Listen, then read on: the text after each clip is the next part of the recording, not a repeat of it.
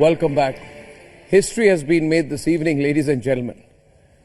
The Narendra Modi government, the Union Cabinet has approved the Women's Reservation Bill.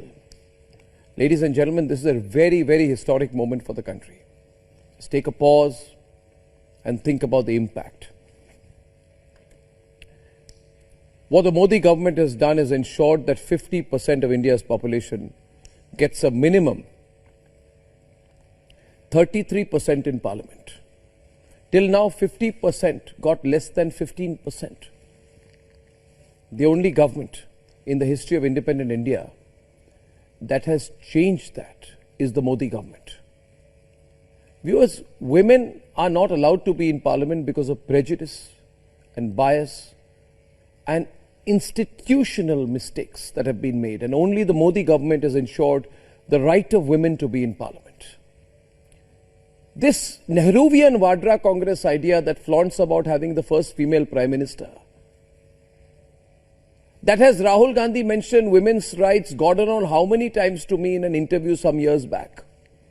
These people thought that to privatize the gender issue in Parliament to cozy cliques, darbars as they call it, would be akin to ensuring that there is women's reservation in the temple of our democracy, but that's not true. What a farce it has been, ladies and gentlemen. What a farce by Sonia Gandhi. What a farce by the Congis. Now Sonia Gandhi is nervous. That's why today somebody caught her on tape literally prompting Adhir Ranjan to mention it. Because that is her fear. Her biggest fear has come true. Her biggest fear is that Narendra Modi will deliver what she refused to. Because Sonia Gandhi was busy appeasing Lalu Prasad, Akhilesh, Mulayam Singh Yadav, the RJD. Sonia Gandhi never cared for women's rights, women's reservation. She instead was unfair to women. She was only fair to herself. Ladies and gentlemen, Sonia Gandhi sat on dispensation after dispensation after dispensation, pretending she wanted to execute Rajiv Gandhi's so-called vision on women's reservation. But all she did was given to these anti-women's groups because she wanted her own position to be strong. She didn't care about the women of this country. And today, without the fear of being crushed and hamstrung by allies, the Modi government has approved the Women's Reservation Bill. Think of it, viewers. Actually, think of it, women have reservation at panchayat level in this country, and that too ever since 1992. Ladies and gentlemen, for 30 years, women have been denied. For 75 years, women have been denied. For that country that delivers on women's reservation at the grassroots level of the executive, how is it that this issue was put in pure cold storage for all these years? Because of people like Sonia Gandhi. Because of people like Lalu Prasad, people who are anti-women and people who side with those who are anti-women. Straight, let's say it clearly. Congis now say, no, we were not anti-women. Others stopped us. Rubbish. The Congress is lying.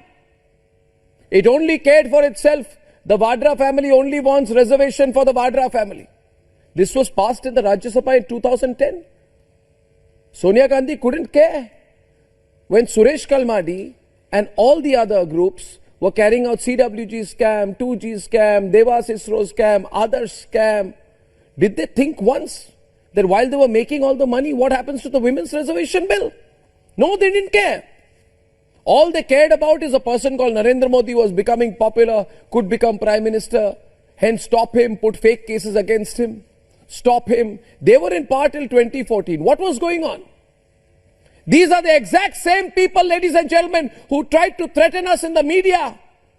When there were, you will remember, viewers, strong street protests after the Nirbhaya case.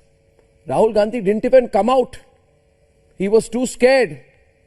That is why he was prompted and told by other people, keep mentioning women's empowerment when you meet Arnab. Viewers, these people only care about themselves.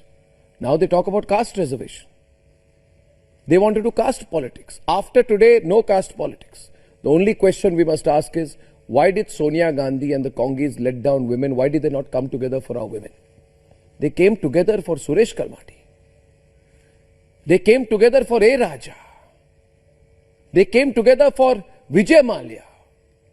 They wanted to give loans to Vijay Mallya. They couldn't care for women. Manmohan Singh. Today, ladies and gentlemen, it's a correction of all the historic wrongs of Manmohan Singh and Sonia Gandhi, and that correction undoubtedly will be credited in the history books to the decisiveness of Prime Minister Modi, or the promise to deliver on a vision. You have to deliver on visions, viewers. You can't deliver on vote banks.